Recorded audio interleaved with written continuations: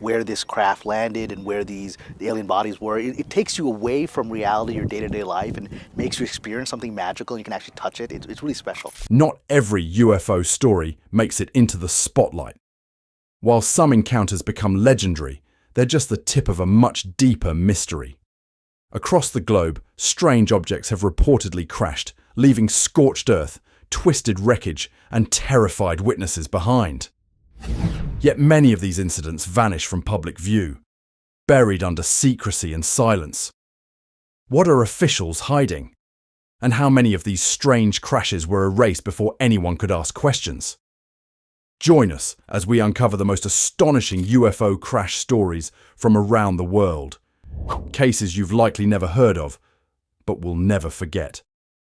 The UFO that shut down a town.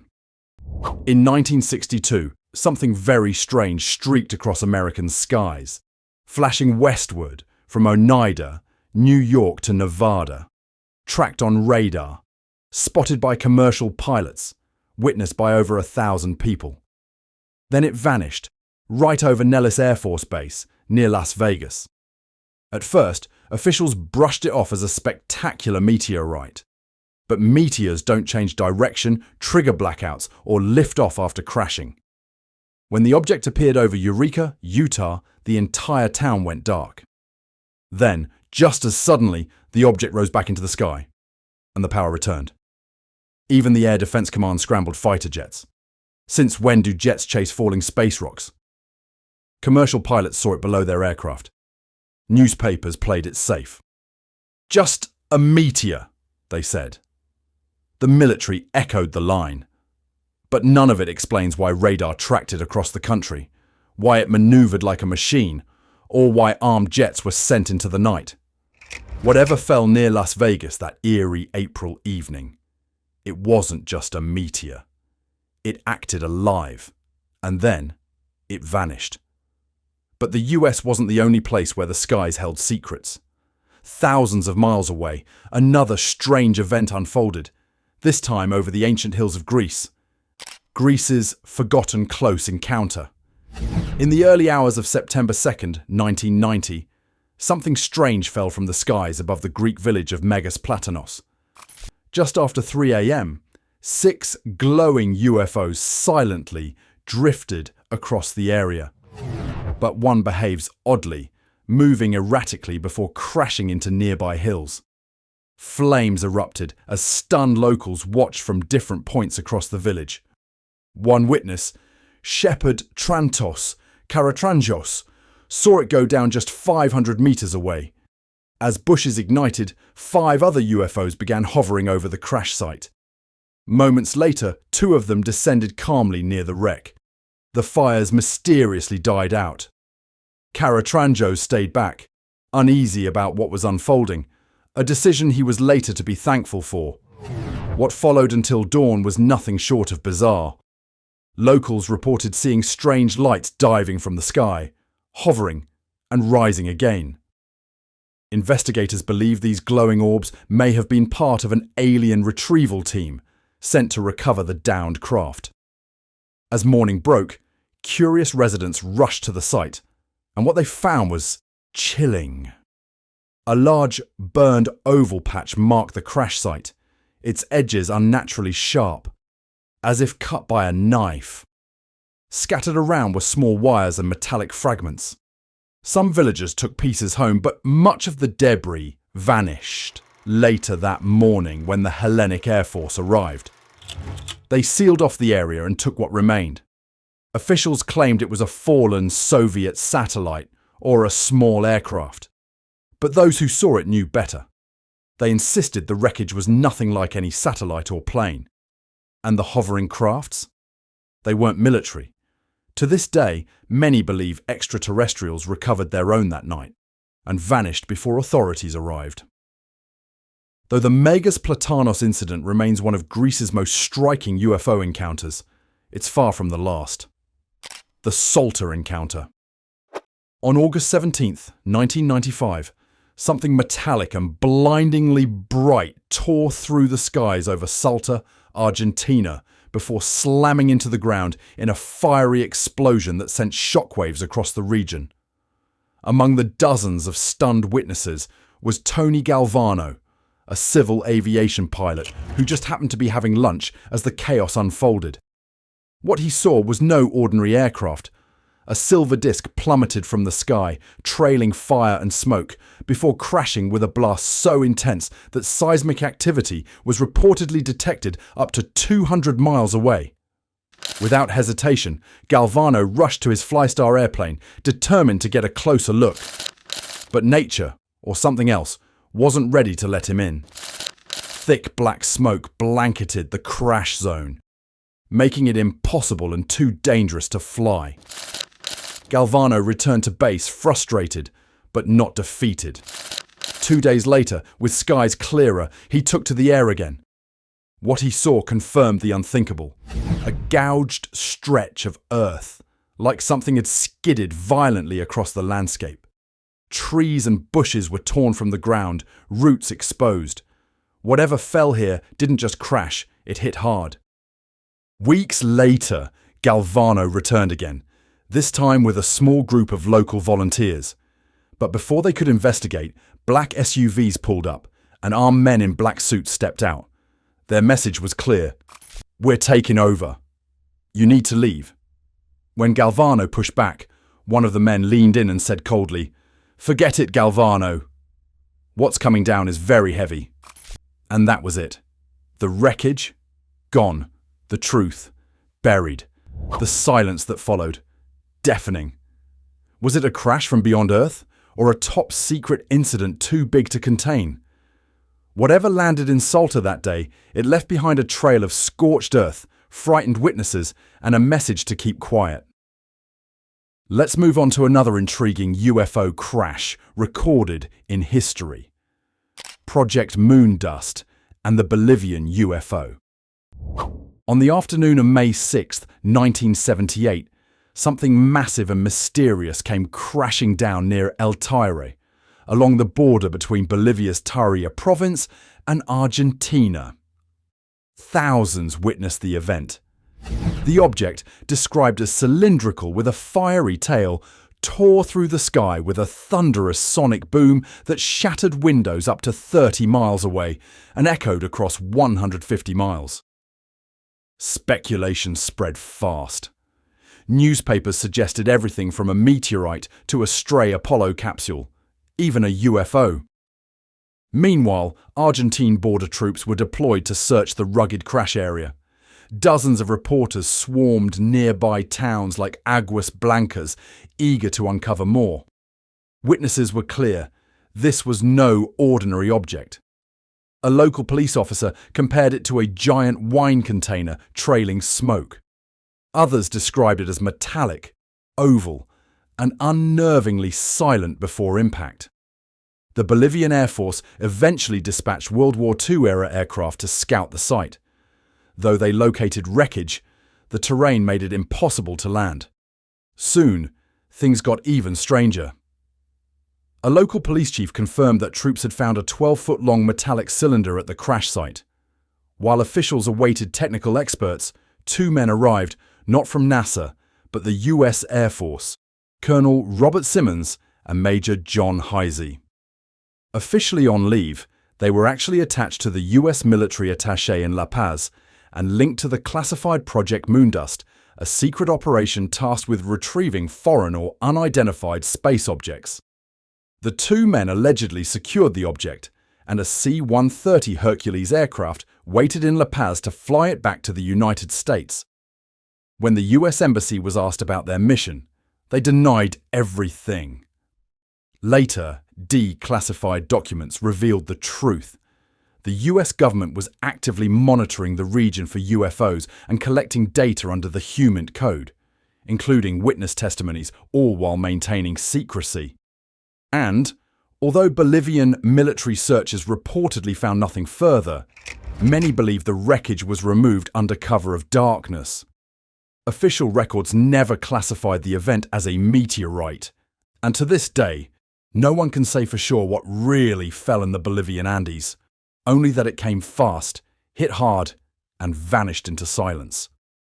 However, Bolivia wasn't the only location where an unearthly force ripped through the skies, leaving more questions than answers in its wake.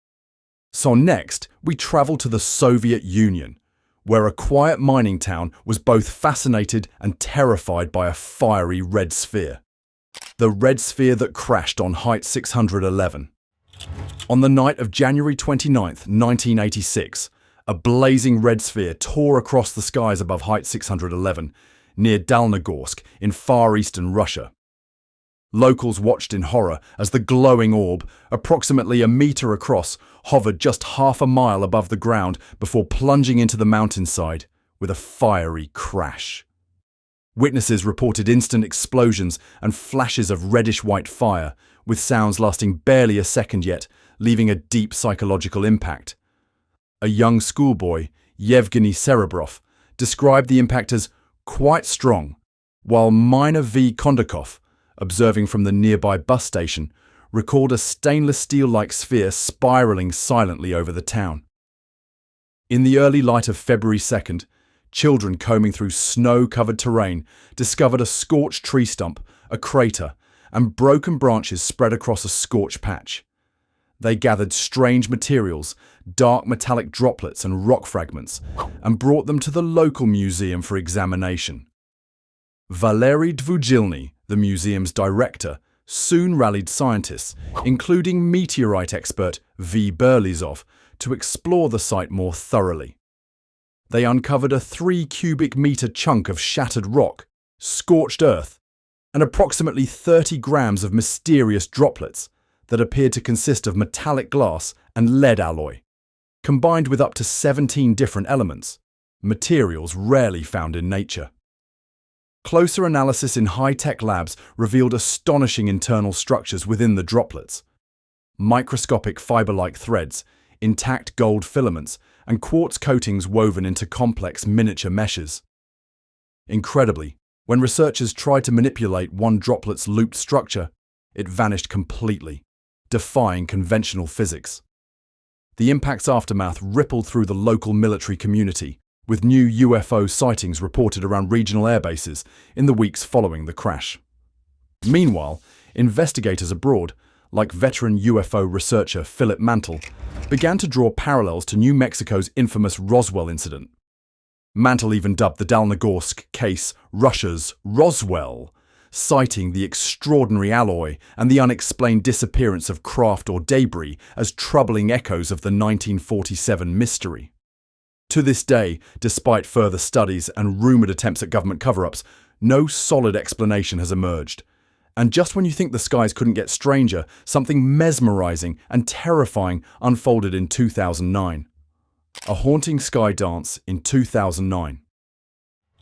Between May and September 2009, a stretch of coastline from East Yorkshire's Brandesburton to North Yorkshire's Scarborough witnessed a surge of strange lights and odd-shaped craft, sparking what would become known as the Wils Thorp incident. The climax came around midnight on September 14th, when an elderly couple living on the cliffs near Wils Thorp Beach spotted 30 to 40 glowing objects hovering and swooping over the North Sea. Describing them as boomerang-shaped, and some as wide as 15 feet, the woman later told investigator Paul Sinclair that these craft formed a circle above the waves, mesmerising yet mysterious. The following day, alarm grew. Dozens of residents reported flickering lights, halted cars, and aerial anomalies entering the sea. Then, in the early hours of September 15th, 2 RAF Chinook helicopters swooped in, landing on the beach near Wils Thorp. This sudden military presence amid persistent UFO sightings sparked intense scrutiny. The helicopters were seen landing close to where locals had heard strange noises and seen strange lights just the night before. Paul Sinclair, a paranormal researcher who chronicled these events for his site ILFUFO, also recorded low-flying military aircraft circling near his home in Bridlington later in September. He even observed troops inside one Chinook, peering out as their rear ramp was partially open, as if watching him. Over the next few years, Sinclair interviewed many eyewitnesses, the elderly couple, bait diggers, even a boat worker, all confirming consistent and often chilling details. A report in a local paper on September 24th noted that up to 50 people had witnessed the mysterious military activity on the beach, yet no official explanation followed. Sinclair later described the Wils Thorp incident as among the UK's most significant UFO encounters. There was a huge circle of boomerang-shaped craft, he recalled, etched in his memory like a scene from a chilling science fiction saga. Just over a decade earlier, in a quiet Soviet park, an encounter even stranger would unfold, this time witnessed not by soldiers or radar operators, but by a group of children. The Vorones UFO sighting. On September 27, 1989, a group of children playing football in a park in Vorones, Soviet Union, witnessed a surreal event. A pink glow in the sky, followed by a deep red sphere about 3 meters across that circled, vanished and reappeared to hover ominously overhead.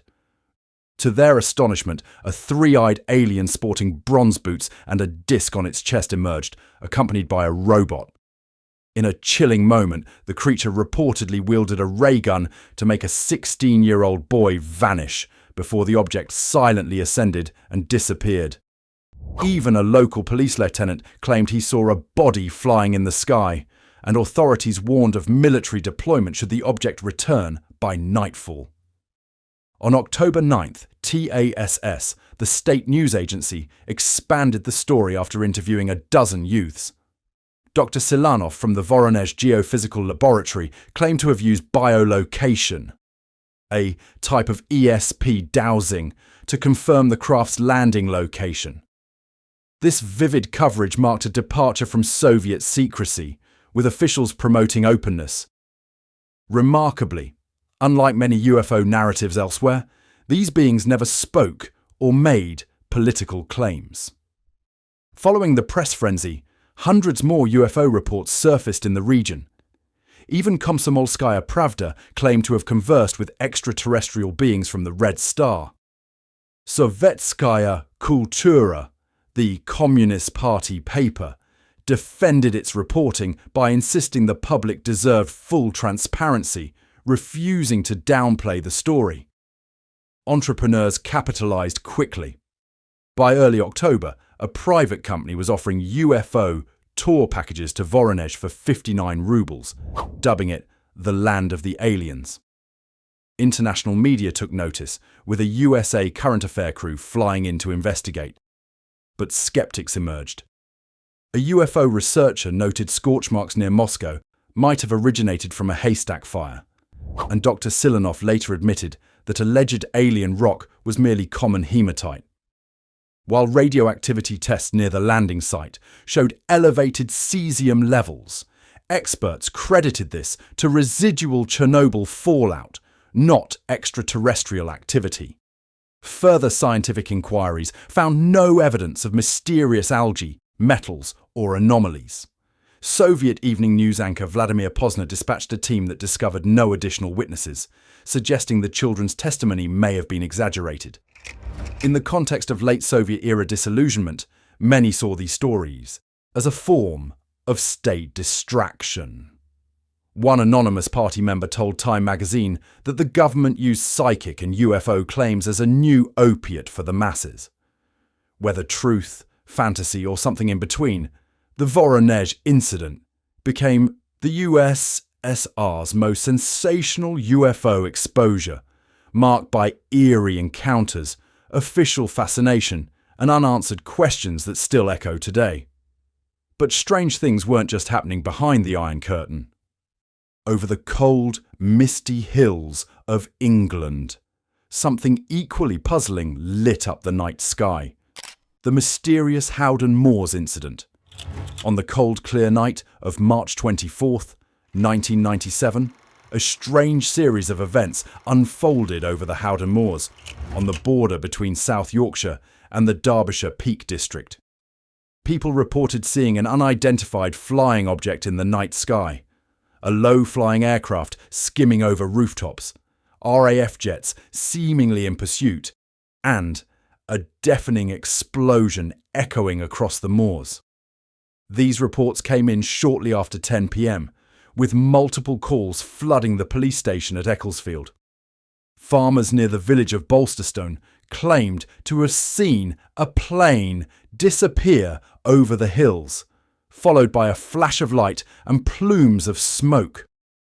Other witnesses, including gamekeepers and drivers, also described unusual activity in the sky, prompting fears of an air disaster. In response, South Yorkshire Police launched one of the largest air and ground rescue operations the region had ever seen. Over 200 personnel were deployed, including firefighters, ambulance teams, mountain rescue volunteers, and even RAF search and rescue helicopters. They searched more than 50 square miles of difficult moorland terrain using night vision equipment, thermal imaging, and rescue dogs. A temporary no-fly zone with a 10-mile radius was established around the Howden Reservoir to allow helicopters to operate without interference. Despite the scale of the search, no crash site or debris was ever found. There were no oil slicks on the reservoirs, no wreckage, and no signs that an aircraft had gone down. Investigators contacted all nearby airports, both civilian and military, but none reported any missing aircraft. RAF Kinloss, which coordinates air-sea rescue in northern Britain, found no unusual radar activity. However, the British Geological Survey detected a sonic boom in the area at the same time the explosion was reported, suggesting that a military jet might have broken the sound barrier during a training exercise. South Yorkshire Police concluded that no aircraft had crashed and officially listed the incident as unexplained. Yet, many questions remained. The consistency of the eyewitness reports, combined with the scale of the emergency response, led some to speculate that the true cause was being covered up. Rumours began to circulate about UFOs, secret military recoveries, and even men in black. Some claimed to have seen burnt ground, strange lights, or body bags being loaded into helicopters. However, further investigation revealed these were likely misunderstandings or exaggerations. The body bags, for example, were later confirmed to be standard rescue equipment being transported during the search. Local workers who were allegedly told to stay silent said they were never ordered to keep quiet and were happy to share their experiences. They recalled being asked to inspect reservoirs for signs of a crash, but reported that the search ended before noon the next day. They also recalled being told that the RAF had taken responsibility, stating that one of their jets had caused a sonic boom, which likely explained the explosion and flash of light. Despite the lack of physical evidence, the Howden Moors incident captured the public imagination and became one of the most debated cases in British UFO lore. Why are so many of these incidents quietly forgotten, buried, or denied? Share your thoughts with us in the comments section. Remember to like, share, and subscribe for more. Also, click the next video showing on your screen. You will enjoy it.